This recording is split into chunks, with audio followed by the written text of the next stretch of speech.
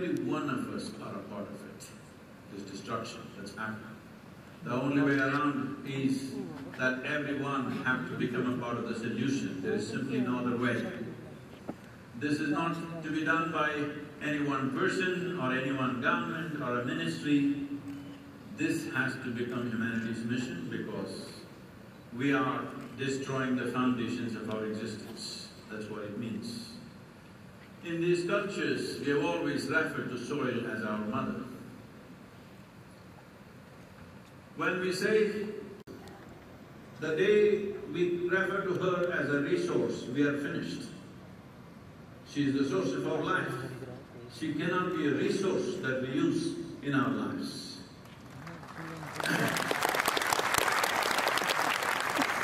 But this is exactly what we have done. Even today, nearly 85% of the nations on the planet, it is the largest living system with trillions of species.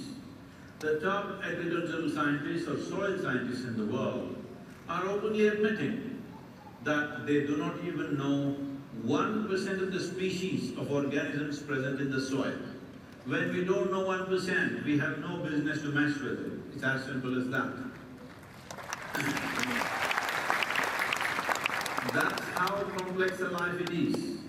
What does it mean, the soil? So we must understand this. On this planet at least, all life, whether it is a single-celled creature or us who are supposed to be the most complex and sophisticated creatures on this planet, all of us are essentially made of the same fundamental design. In yoga forever, we have been saying Anda Pindanda is all the same thing. But today, the modern science, because unless it comes from the West, it's not science, okay?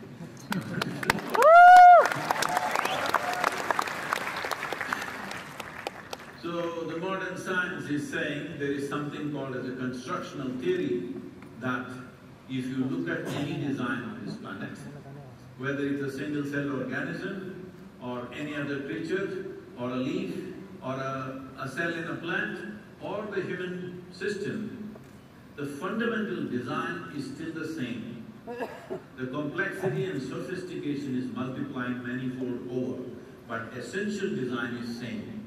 Or in other words, what we call as life on this planet is a part of the carbon cycle that's happening. In this carbon cycle, soil is the most important link in the chain of carbon cycle, and that has worn thin. What is wearing the soil thin means? See, today, as you sit here, over 60% of your very body that you carry is microorganisms. Only 40% are your parental genetics. I saw that little girl in Sofia on the video, and this girl came to me and said, Sadhguru, I wanted to save soil, but my mother, boo-boo-boo. I said, please tell your mother she's only 20%. Rest is all soil. Only 20% of your genetics your mother, another 20% your father. Fundamentally, life is happening to you because of the foundational life that's happening in the soil. This is the fundamental life. Between 600 to 800 million years ago, you were there. At that time, one smart algae or a fungi, we don't know which one. It's like, we don't know how many years ago, thousands of years ago, a caveman or a cavewoman But nowhere there's a reference to a cave woman, because caveman essentially means a rude man who's like that. But it looks like women were always reasonably not so cavey. So, we don't know whether a caveman or a woman discovered the way of how to cook our food using fire, controlling fire within our homes. Oh, that's changed everything about our lives, isn't it? The way we eat and the way we exist. Similarly, one smart algae or fungi, we don't know which one of them came up with this idea of cooking their food using the perpetual energy of the sun. This phenomenon of cooking their food using the sun's energy, today we refer to as photosynthesis. Before the phenomenon of photosynthesis started, the average oxygen content in our atmosphere was just a shade over 1%. Today it is 21%. It's a little less in this hall, but average is 21%. And even if you're wearing a mask, you're able to breathe because it's 21%. It's not about today we breathing and existing. The very reason that such a complex life could evolve is only because of the oxygen content in the atmosphere. Otherwise, life would have been very rudimentary and simple. So this phenomenon of photosynthesis means essentially it is oxygen manufacturing factory on the planet. You all is on this planet.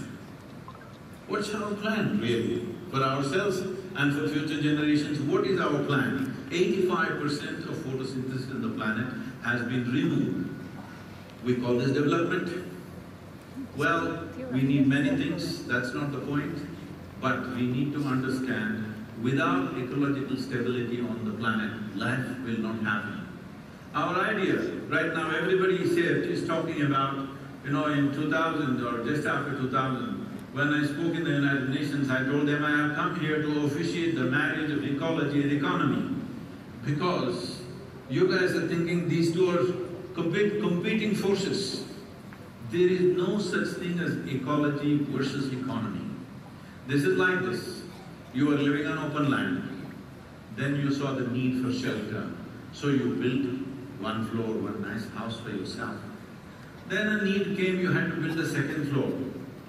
Then you started pulling out the foundation stones and started building the second floor. You know what will happen to your house.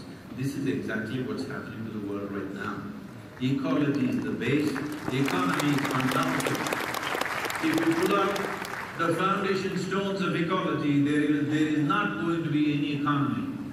Whatever economies we have built, whatever very perceptional marketplaces we have built, can all collapse in no time once there is a little bit of food shortage on the planet. I want you to just imagine, in Kathmandu city, if 40% of the people have not eaten for the last 3 days, do you think you can come here and sit in this event?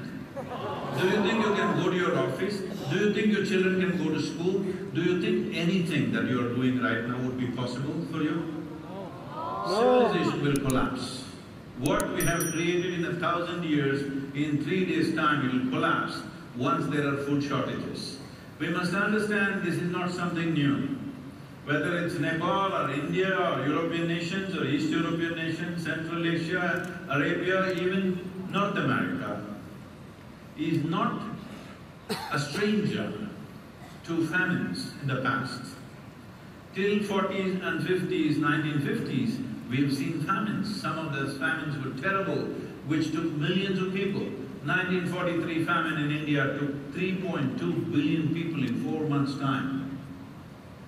Famine is the worst way to die for a human being. A war is so much better. Either somebody will shoot you or bomb you or take off your head, something will happen. Famine is a slow fate. 3 to 4 months, you will die in a most terrible way. And this is not new to us. 2 generations ago, people have faced this repeatedly, again and again. But after all this infrastructure, after all this education, information, technology, once again we are driving towards famine, global famines. This year, 7 nations are going into famine conditions. This year, 39 million people right now are seriously in famine situation. It is expected in the next 4 months, 360,000 children below 8 years of age will die without food simply because World Food Program has thrown up its hands and said, we are not able to provide food for these children because there is no money, everything has gone to the war effort elsewhere. So, as human beings, how do we just sit around and think that, it's all right, they're dying somewhere else? That is not the nature of a human being. The reason why a human being is evolved to this place is because we can think inclusively. We are not functioning instinctively for our survival. We can think consciously, inclusively, where our sense of well-being is far more inclusive than any other creature on this planet. This is only possible for a human being. You are the only one who is referred to as a being. We don't call a tiger being, an elephant being, ant an ant being, no such thing. Only you are referred to as a being because you are supposed to know how to be.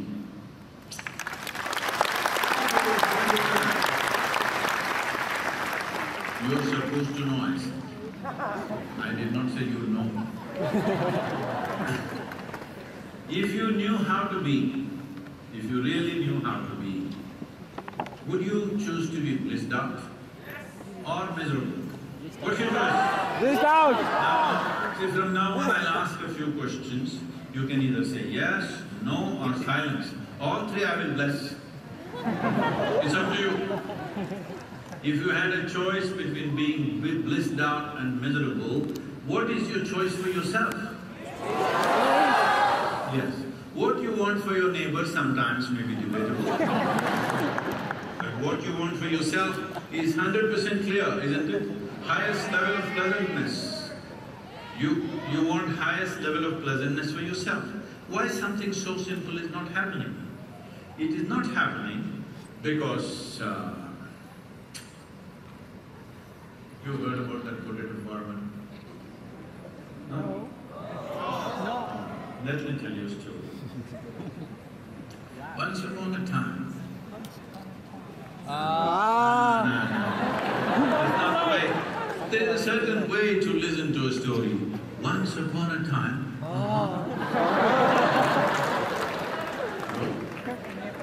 Once upon a time, there was a potato farmer. One day, he wanted to eat apples. What did he want to eat? Apples! So he went in search of an apple tree. And then he found an apple tree.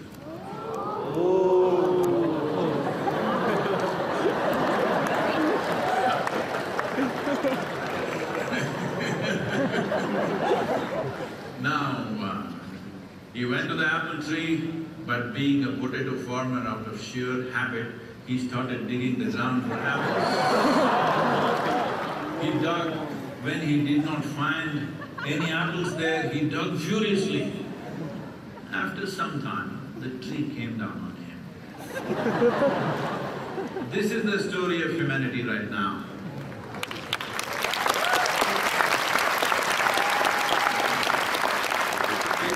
These things have happened. These things which are fundamental to our existence are being destroyed not because of some evil force. This has happened in search of human well-being, in search of human happiness above all. In pursuit of happiness, we have done this. Now I'm asking you a simple question. Whenever you've been happy or miserable, whichever way you've been, did it happen from within you or did it rain upon you? Whether joy or misery happened from within you, pain and pleasure happened from within you, agony and ecstasy happened from within you. You have never experienced anything outside of yourself. Just look at this. Do you see me right now? Yes. Even if you're not listening, do you see me, those of you up there? Yes. Where do you see me? Just use one hand, one finger, point out where I am. You got it wrong. You know I'm a mystic from southern India.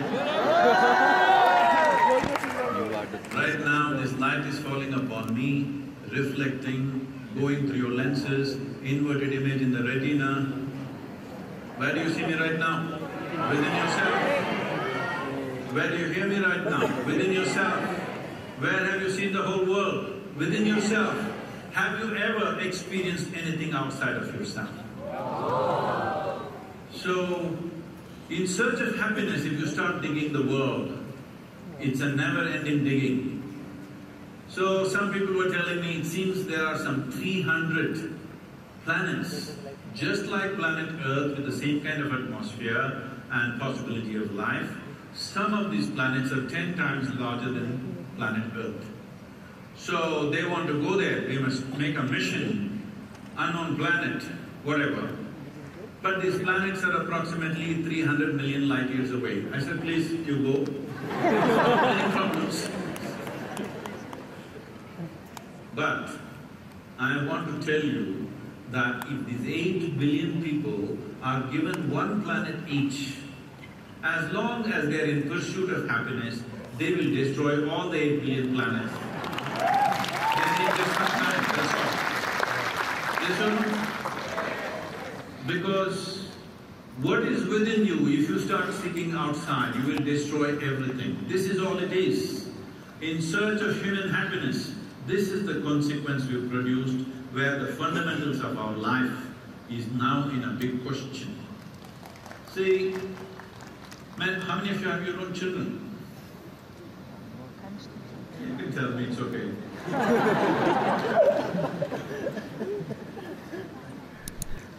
Now, this is not some philosophy, this is not an ideology, this is not a religion. It is intrinsic within you. You want your children to live better than you. Hello? Huh? But with such a wonderful intention, look at the world we are creating. I want you to understand this. Once there are food shortages, our children are not going to live well here. Whatever wealth you have given them, whatever education you have given them, whatever you have given them, our children are not going to live well here because there are certain serious conditions which are evolving very quickly. By 2032, it's expected 3.5 billion people will be water stressed. That means daily drinking water will be a challenge. You think people can live well with that? By 2045, they are saying 40% less food. This is not alarmist philosophy. These are being spoken by very responsible scientists, and I've been in communication and contact with them. They are all just frustrated because nobody listens to them. And when I was in Rome, and all the top scientists, some of the big, large UN agencies related to soil and agriculture all there. And I was talking to this group of scientists who have invested their life in soil studies. So I told them, see, you must excuse me because I'm starting this campaign, and here you have spent your lifetime studying soil. But I'm not only going to make this simple, I'm going to make this simplistic. Is it okay with you? You're not a scientist. But these scientists in one voice, they said, Sadhguru, simplistic is the way forward, because we have produced thousands and thousands of pages of research. Unfortunately, the governments don't read it, agriculture ministries don't read it, even the academics and universities are not reading it. Because about every aspect they have produced hundreds and thousands of pages. Who is there to read it? Because everybody has taken certain things on the planet for granted. One of them is definitely soil. Just 5 months ago, 6 months ago rather, when the world congregated to talk about climate change and global warming, whole world was there for 2 weeks. Everybody responsible in various governments, everybody was there. But after that, I spoke to many environment ministers in the world. Everybody saying, Sadhguru, nobody even mentioned the word soil. Why is it like this? I said, see, I don't want to get into the politics of it. But I'm asking you, do you really believe you can control climate change, you can control global warming without keeping the soil rich and green? Is it possible? I said, no. Then why you didn't talk about it? This is where it is. Fortunately now, in the last few months, the conversation, soil has become part of the conversation. Many nations are beginning to unroll their own kind of soil policies. United States has invested $8.5 billion for soil regeneration and no-till farming, which is a phenomenal step for them. And UK has invested some $1.3 billion for their cover crop subsidies. For 2 to 5 minutes, you must be able to speak with some sense about soil. It's very important because as a generation we have this challenge in front of us, but as a generation we have this privilege that we could be that generation which turned back from the brink of a disaster. We don't want to be that generation which walked into the disaster and cry about it. I'm saying this because we have this propensity that we keep walking into disasters and keep crying about it every time. See, when World War I happened, everybody said, this is enough, no more war. We formed League of Nations and da-da-da. No more war. Within 25 years, number 2 happened. All right? And after World War II, when the most horrendous things happened, we said, no more war at all, this is it. United Nations and we will stop all war. How many wars since 1944? When 21st century came, we said, oh, 20th century people, idiotic people, they fought wars and wars. 21st century is the age of information, technology, we are all… What is that, huh? Like this, we're not going to fight wars, love and this and that. In 21st century, how many wars? How many nations have been destroyed in the last 22 years? Just look back and see. Because we need to understand this. We keep crying about the same things and we keep doing the same things.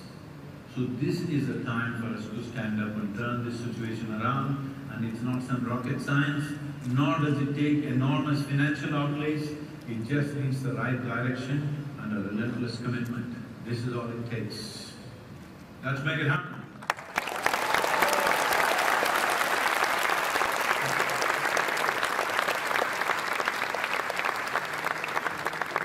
Till I say stop, okay? Till I say stop, all of you, how many of you here and in the adjacent 2 halls, they told me about 6,500 people or something like that, okay? So all the 6,500 people, those of you who are in the other halls also, make some noise for them, huh? Please.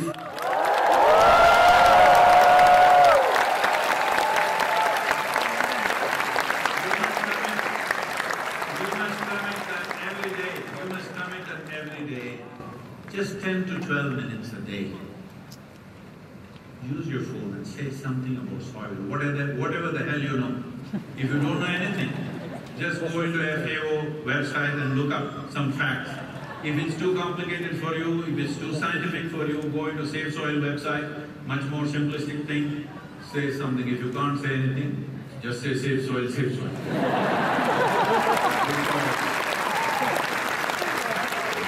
Because I'm telling you, if we don't do this as a generation, we will regret this seriously. Right now, according to UNFAO, on an average every year, 27,000 species of organisms are going extinct. So it's a slide. This slide, if it continues, it's estimated somewhere in the next 25 to 40 years, this slide will go into a tumble. Once it goes into a tumble, there's nothing you can do or I can do. There's nothing we will be able to do. We will have to face the consequences. Right now, it's possible to stop this and turn this around, which is not an experiment. Last 27 years, we've manifested this on the ground, that over 132,000 farmers in southern India, we've transformed them into what is called as tree-based agriculture. When I explained this to your Prime Minister and coalition partners yesterday, they immediately took the decision, we will send a team to study what's happening there and we want to do it here. So please support these things. Without people's support,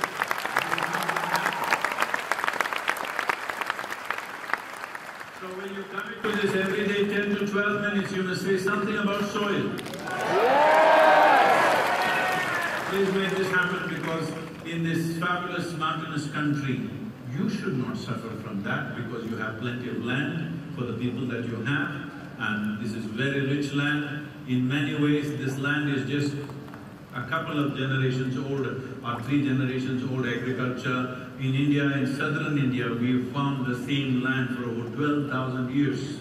Same land for 12,000 years, but we've maintained the richness of the land. But in the last 45 to 50 years, we've taken it down. 62% of India's land right now is degraded.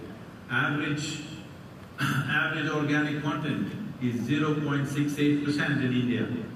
In Africa, across the continent, is 0.3%. It's a disaster. Below 1% is considered serious desertification. Southern Europe is 1.1%. Northern Europe, which is the highest in the world, is 1.48%. But the minimum prescribed by United Nations is 3% is the most minimum. If 3% organic content is not there, species will start dying. What organic content means is, it is a food for all this microbial life, which is the foundation for our life. Within our body, and in the soil, in the air, in the atmosphere, these organisms are always working to keep the life on this planet. Without us, they can exist. Without them, we cannot exist. That is the fact of life.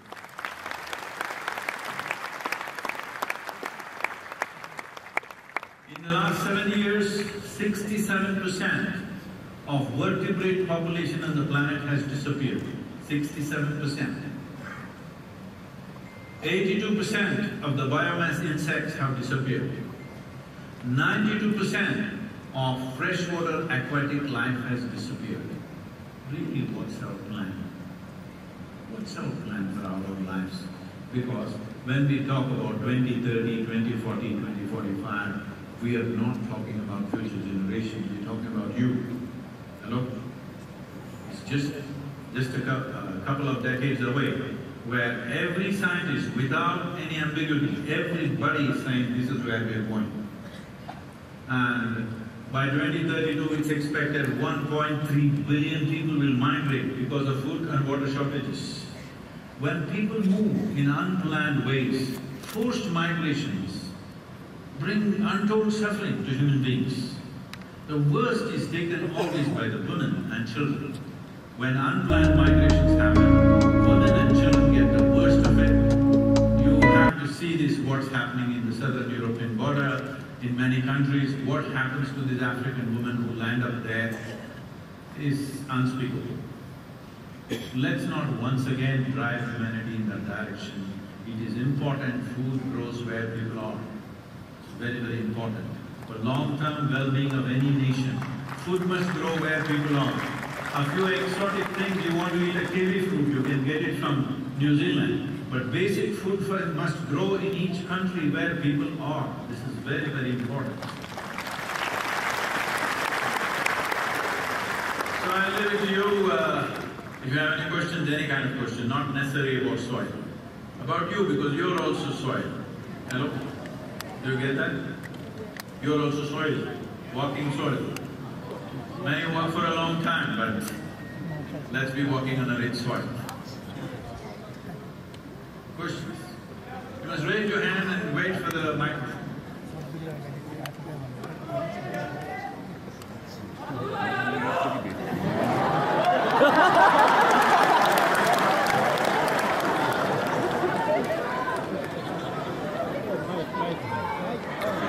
That's the answer, not a question.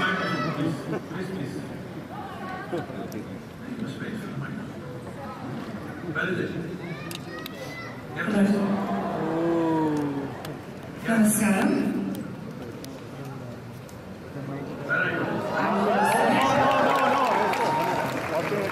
Namaste Sadhguru. My name is Malvika Subba.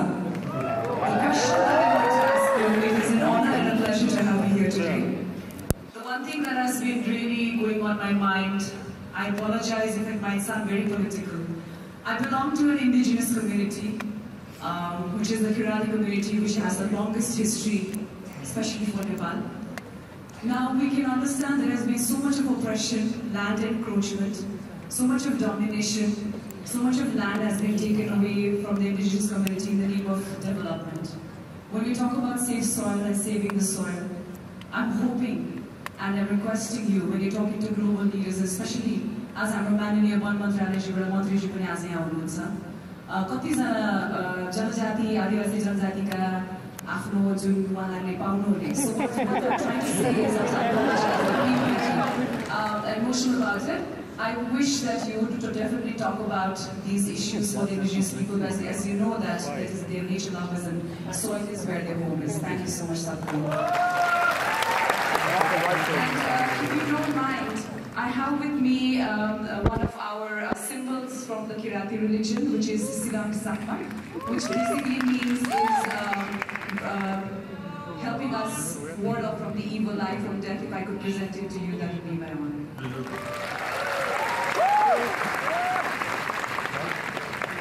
So, Malvika, it is true across the world, this is a reality, that the land held by indigenous communities is being slowly shrinking and shrinking everywhere. Well, we can point fingers, but it is a reality that we cannot ignore. As you may know that in 2020, I traveled across 17 Native American nations within the United States, which most people don't know of. I knew that there are nations. I thought there must be about 35 to 40 nations. When I really started researching and I was making this travel, I discovered there are over 500 nations within the United States, Native American indigenous nations. They have their own languages, they have their own religion, they have their own culture, 500 unique nations of their own. So can we really bring them back once again into existence? There are some laws which says yes, but practically can we ever do that? I don't think there is a reality like that. So the important thing is, this is true, I don't know, I am not conversant with the realities of Nepal, but this is true across the world. This is true even in India. Tribal lands are always being taken for something or the other, because people are piling up in cities, they want so many things, they want a home, they want a private car, they want their computer, they want their phone, they want their everything, all the comforts. To provide all these comforts, somewhere we have to be digging all the time. And if large tracts of land are held by anybody, whether you're indigenous or you're alien, it doesn't matter, those guys are going to dig it up, unfortunately. I'm not trying to condone that, but this is an unfortunate reality on the one. Because as I said earlier, from 1.6 billion in the beginning of 20th century, in just 120 years, we have come to 8 billion. How do you provide things for 8 billion people? And how much we are consuming? Just look at anything, yourself. Your grandmother, how many pieces of clothing she owned? How many you own? If you look at it, probably 25 to 50 times more you own. Yes or no? Our needs and our aspirations have gone through the ceiling, and we are still talking about saving this, saving that. It's very, very difficult. It is very important, either we, as I said earlier, if you are joyful by your own nature, whether you had 1 or 10 or 100, you would do it according to what is available. But right now, when your happiness depends on what you wear, what you eat, where you live and what you do and what you possess, you cannot stop human aspiration. Right now, human societies are still in this condition. They need so many things for fulfilling their happiness, their children's happiness, their well-being, because they have set a certain image. What is well-being? On an average, what an average American citizen owns, if the same has to be provided, because I know a lot of youth from here want to go to the United States or wherever else they can go in the Western world, I'm just telling you, to make sure that 8 billion people have the same things that an average American person has, the Living Earth statistics says we need 4.5 planets for that. But we have only half a planet left. So where do we dig?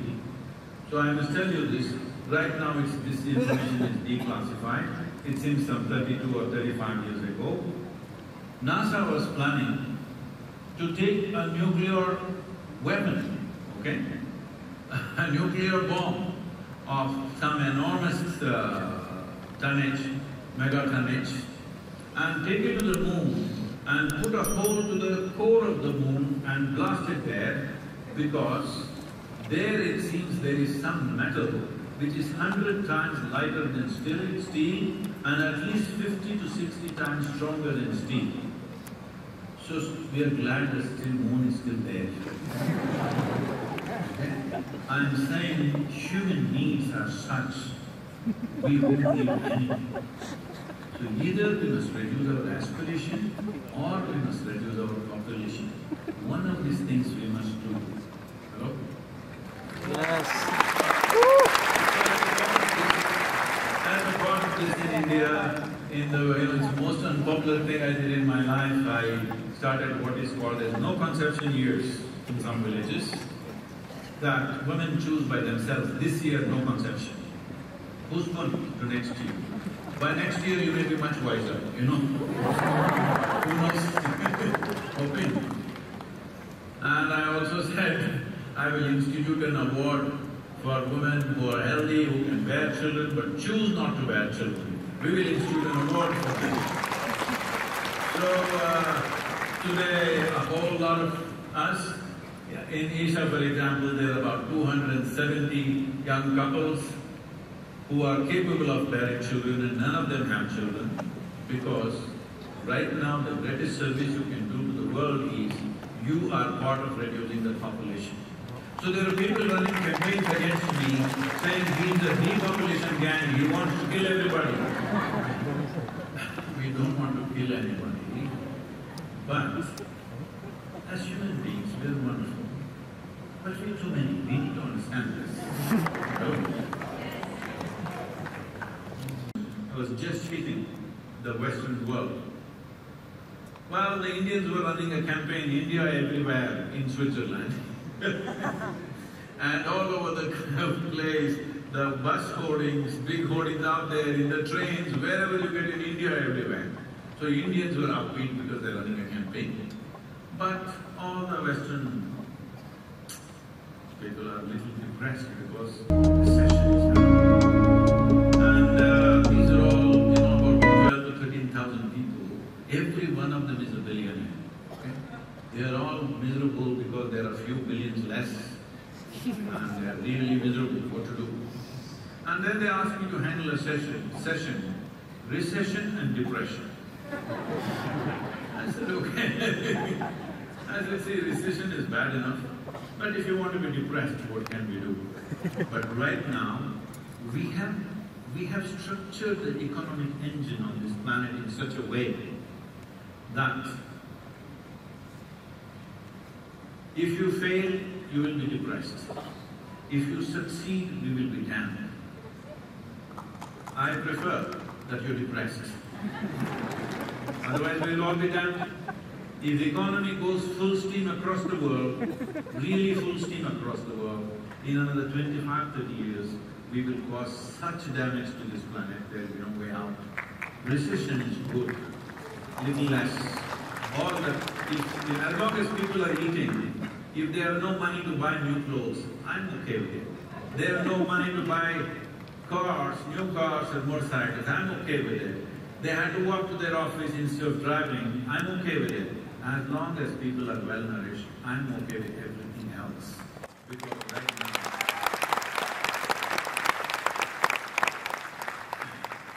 nourishment is fundamental. If that is not there, then it's a serious concern. As long as that is there, that is fine. Right now, when she talks about indigenous life, that's all we're talking about. We want to just live well nourished, happy by our own means. If we are fit enough to survive, we survive. If you're not fit enough, we die. No, today they won't let you die even if you're not fit enough to live. Hello? Because that is also a big business. We can't let you die. Hello? You should not die. Because it's a lot of business. They're telling me that in the United States, out of $3.5 or $3.3 trillion that they're spending on healthcare, nearly 60% of it spent in the last 32 days of one's life. That is, about $2.5 billion are spent in the last 32 days. What is the problem if you and me die 32 days early? At least for me, I have no problem. Maybe you want to last those very expensive 32 days. I don't want to spend so much. I don't mind dying 32 days early. Hello? I've lived a long life. I'm saying we have become like this because we have lost context with what is the nature of our life. We've just forgotten what we are in this world. See, in this cosmos where nobody knows, neither the science nor the religious people know where this cosmos begins and where it ends. Hello? Does anybody know? No. Science does not know, religion does not know. Because nobody knows, it's that vast. In this cosmos, this solar system itself is a tiny speck. In that speck, planet Earth is a microspeck. In that microspeck, Nepal is a super microspeck. In that, you're a big man. This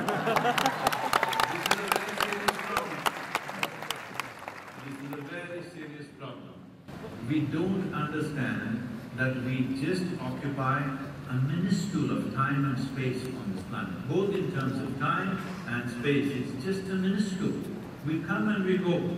Countless number of people have walked this planet. They also thought they are great people. Where are they? All topsoil. Hello? Yes or no? This also will be topsoil. Yes, we don't want to die today, that's fine. But this is a brief life. In this, how much mess? How much mess? Simply because we are forgetting the context of our existence. First of all, most human beings are not conscious that we are a mortal life. They think they are here forever. None of us are here forever. Hello? This one also will become part of the soil.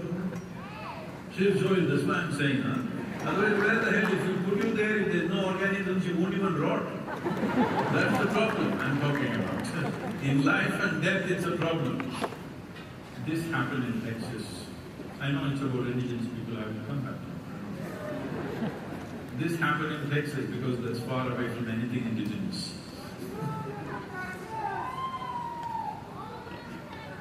You're all from Texas? Can I say a joke about you?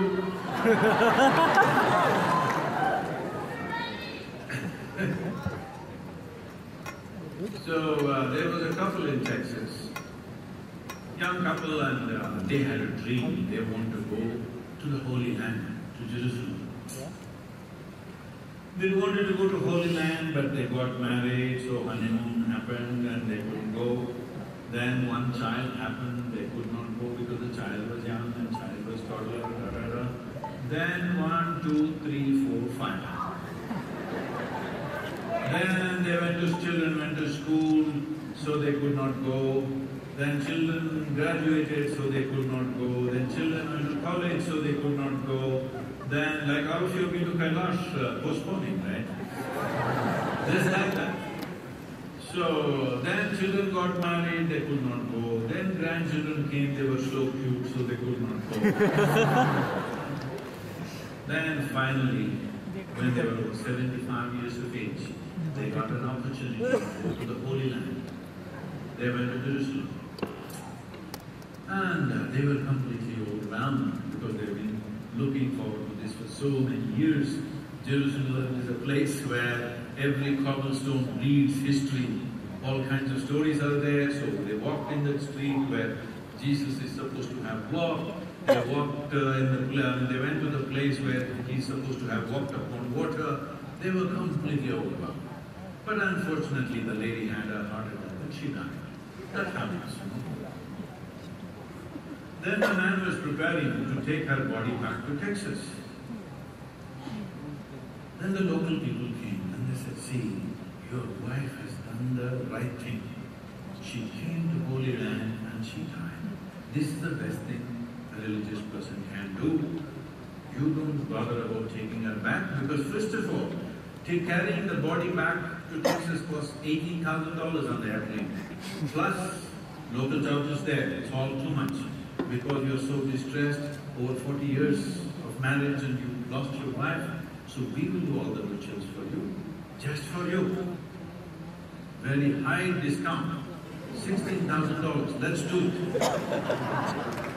The man thought about it and then he said, no, I will take her back to Texas.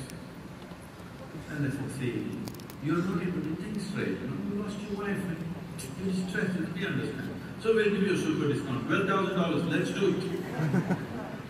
This I had in place. The man thought about it and he said, no, I will take her back to Texas. Then they said, why, see, oh, we can understand how distressed you are. Having lost your wife for 40, 45 years, must be really, you can't even think straight. It's all right. We will give you an absolute, below the price discount, $6,000. Let's do it, let's do it, let's do it. The man thought about it and he said, no, I will take her back to Texas. Then they threw up their hands and said, what is this about? We've given you all the discount that anybody can give you. Why are you saying you'll take her back to Texas? So he said, in Texas, dead stay dead.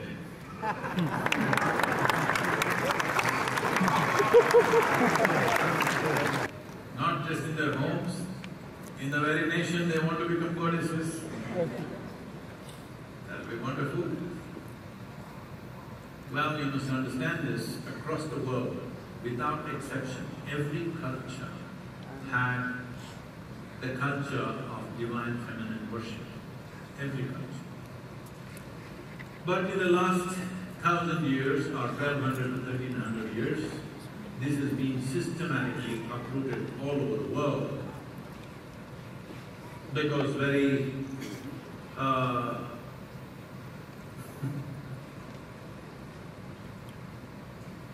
you know, I'm not against the men and men. So, very masculine, powerful, conquering kind of religions where divine feminine was a problem and they uprooted everything. Anywhere you go to Arabia, you go to Europe, you go to Eastern Europe, Central Asia, Africa, South America, North America, everywhere there are ancient figurines of divine feminine in their own forms. Because no sensible human being who makes an image of God in the form of a human being can completely eliminate the female. Hello? What were they born to? I don't know. But unfortunately that's happened. God means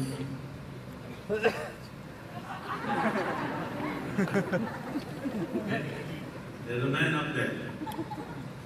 So this is the only culture. This subcontinent is the only place where it's still in a strong living force. There is not a single village in India without a Mariamman or a Mari or a Kali or a Bhairavi or something like this. I'm sure it's the same here, Kali and other things in Nepal also, because this is very important.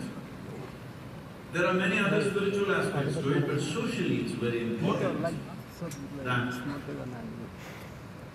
as I said earlier, see, men and women can live together in a sensible way only when there is a stable civilization. When there is a war, when there is strife, when there is violence, women will sink because that is the nature of their biology. It will not work for them. So to keep societies in that condition, it was very important that even if things go out of hand, that women are left out of those things. So divine feminine was very, very important. Devi temples always protected women and they were looked up to. And this is a culture where a living girl is being worshipped as a goddess.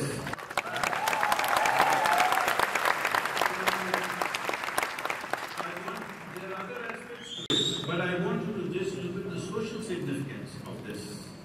Oh, is it necessary to trap that girl there and do puja to her? Well, you can change that form of how you do things, but the important thing is you are looking at a female person. Maybe a child, but you're looking at her as a goddess. This is important. Socially, this is very important. Because in the last the recorded history, if you look back, most cultures in the world have done most terrible things to their own women. The women that you have to live with, you do terrible things to them. I don't know how you manage to live with them after that. How do you do that?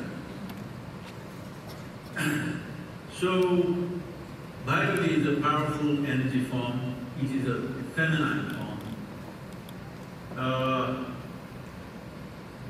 What these deities mean is, maybe I don't know if still these words exist in Nepal, but in southern India, even today we refer to our deities as yantras. The word yantra literally means a machine or a device. So this is the only culture which is conscious that we made our gods. Everywhere else people believe gods made them. But here we know we made our gods. We know the technology of gods. What technology of God making means? When I refer to Devi or Dhyanaliga as a tool, many of our own people get very offended, Sadhguru, Devi is everything for us. You can't call Devi as a tool. I said, we'll do one thing. You come to the yoga center, I'll give you plumbing job, maintenance, plumbing maintenance in the yoga center. But no tools. With your hands, you do plumbing, your skin will go away the very first day. And then you can use your teeth, they will all go. By the third day, you will be in a condition if I give you a wrench.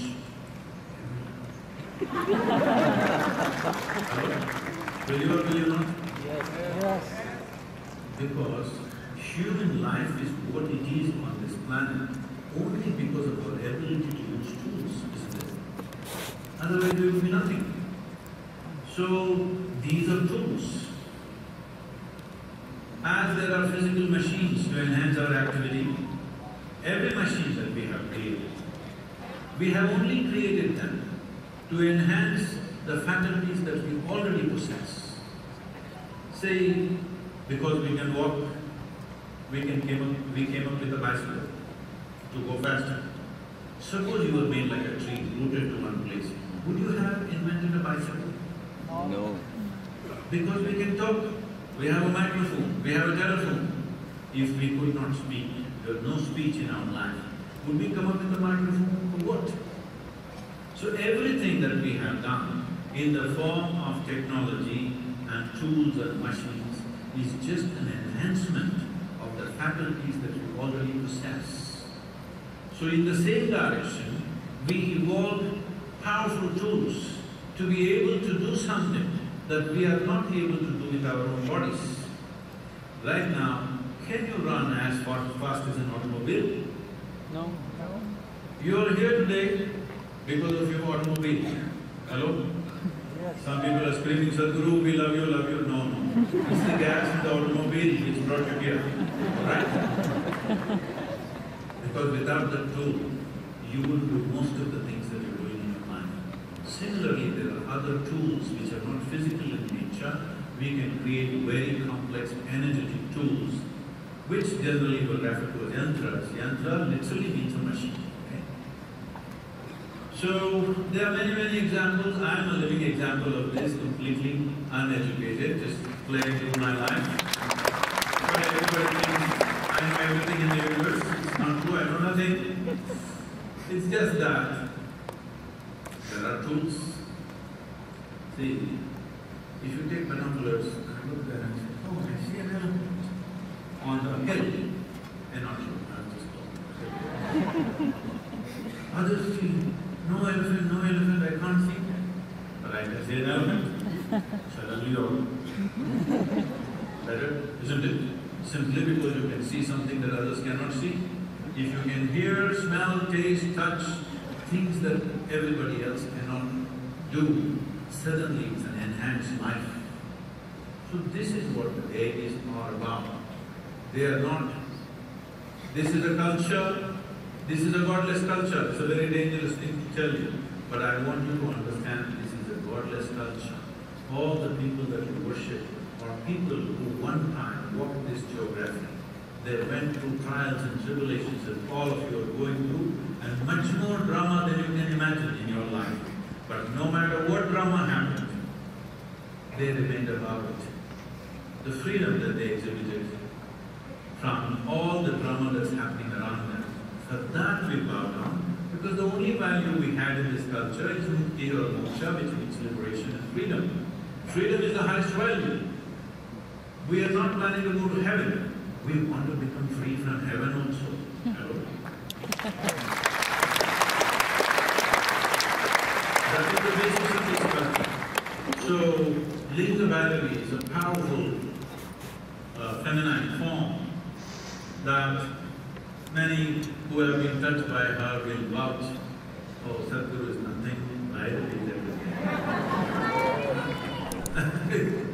So, I'm glad it's like that, because if you create something which is larger than yourself, that is the best thing you can do. And because these are, see, a human being can't just fly off like this. Somebody builds an airplane. Suddenly you think, now we'll buy a ticket and go, you're not understanding the whole thing. You don't know what it takes to make an aluminum can to fly. Hello? It's just an aluminum can. But it flies and takes you from nation to nation all over the world. So that's not a small thing. Only because that device is built, suddenly such a thing is possible, isn't it? Similarly this.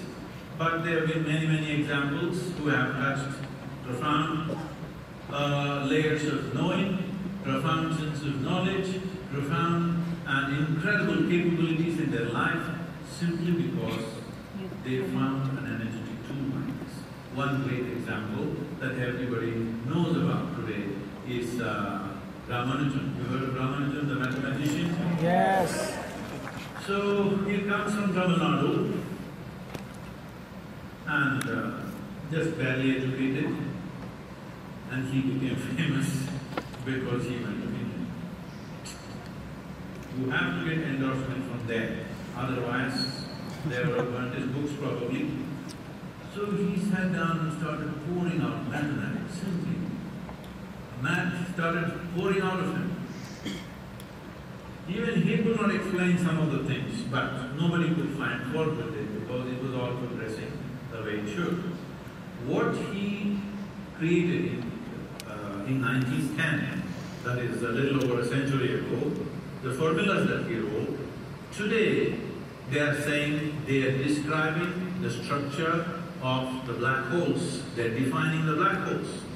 The way science progresses normally is first a concept, then a theory, then a law, then mathematics. But here in 1910 there was no concept of a black hole, but he created mathematics for a black hole. Still there is a lot, books and books of Ramanujan's mathematics that nobody has figured out what he is trying to say. When they asked him, he suffered from tuberculosis when he was in London because of the horrible treatment that he got there. And he was sitting literally on his deathbed and simply pouring out mathematics. They asked him, where did this come from? From where are you writing all this? He said, my Devi blinks mathematics. So if you find access to certain dimensions of, I don't have to say this much, in Nepal, still it's a devout society, still strongly, but you must understand the value of this culture is not absolutism. The value of this culture is seeking. We are not ever, there are no commandments in this culture. It is a constant seeking, constant debate about everything. Even if so-called divine entities came down, all they got was a debate from us. They could not give us a commandment. When Shiva was here, his wife freaked him with 1,000 questions. When Krishna spoke to Arjuna, the only person who was so close to him, that guy asked hundreds of questions. Hello? So in this culture, there are no commandments because there is no absolutism. There is no such thing as this. okay, this is a man, this is a woman, that is a god, this is a devil. There is no such thing. You can grow into your divine nature. That is what this is all about.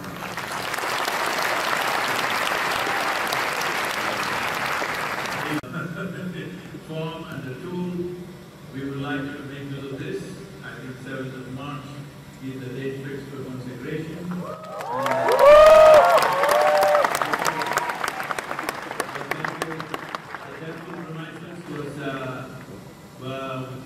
A wonderful lady here.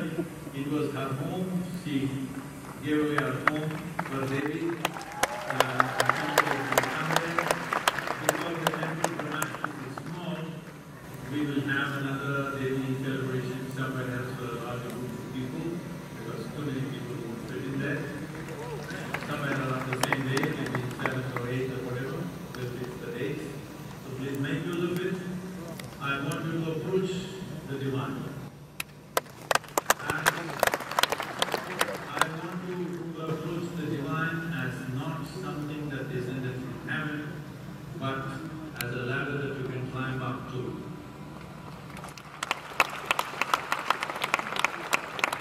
It's a higher possibility of who you are. Please. Anybody, please get the microphone. Hey, only girls are getting the microphone. What's happening? Politics, Nepal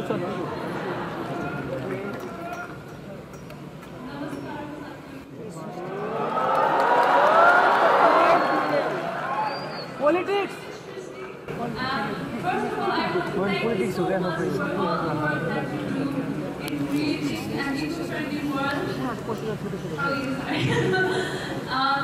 Okay, my question is, what message would you like to give to the youth and the people of Nepal in how we can contribute with the Safe for movement, and also how to live more eco-friendly and more sustainable way? बुझेन होला नि त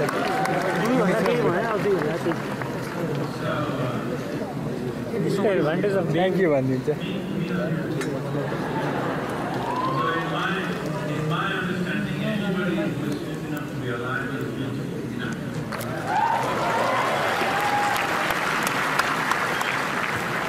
There is no rest in life, they will be gone. They are still here in pleasure. So don't, we have separated human beings in so many ways. Race, religion, caste, creeds, gender, this, that. Now don't use age numbers as a way of separating people. Are you generation Z or something? Because whenever people say Gen Z, I get scared because that sounds like the last generation of the planet. Don't be Gen Z. Let's start aiming something. Let's start a number. Number is limitless. Gen Z is not a good implementation. Okay? So what can we do? See, everybody would like to do some token thing. You would like to go and fix your kitchen garden. Very cute. But it's not a solution. You would like to compost your vegetable waste. How much vegetable waste? 500 grams per day. Very good. But not a solution. So like this, many small things we can do. You please do those small things, I won't talk about it. But that's not a solution. Right now the solution that we want as quickly as possible is we want to enshrine in the policies of the government. Why it should happen is, see right now if you go to the old part,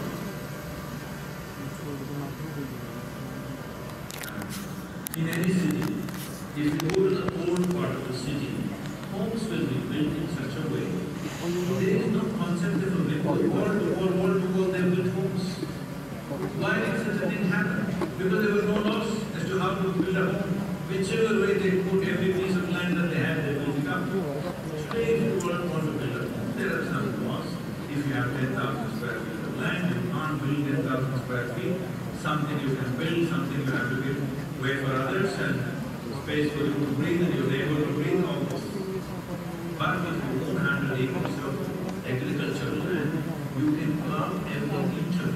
in 10, 15, 20 years, it will turn into a desert. Nobody is going to find that because there are no homes.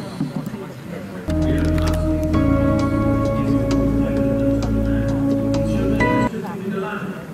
if you want to keep it alive, minimum 3 to 6% organic content should be there. If you cannot keep it alive, you should not hold agricultural lands. So this cannot be done by force, it can only be done by incentives. By incentivizing the farmer to raise the organic content. Because farmers' economy is in such a condition, if you shake it, it will collapse. Farmers' economy across the world is in this condition. If you touch it too hard, it will collapse. The highest number of suicides across the world among any given profession is among the farmers. So if this has to change, then it needs to be incentivized to raise this. So right now, you can do whatever little things you want to do, but don't make big fuss about you composting a little bit of vegetable waste or fixing your kitchen garden or you switch off the lights when you don't need it. All this is great, you do it, but it will not be a solution till there is a proper government policy to protect the agricultural lands on this planet. So right now the important thing is to take your water.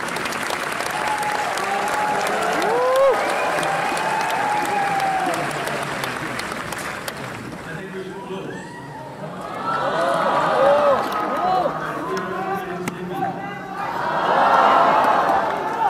Just one more question will stop. Yes! I get the voice to ask a question and get them back.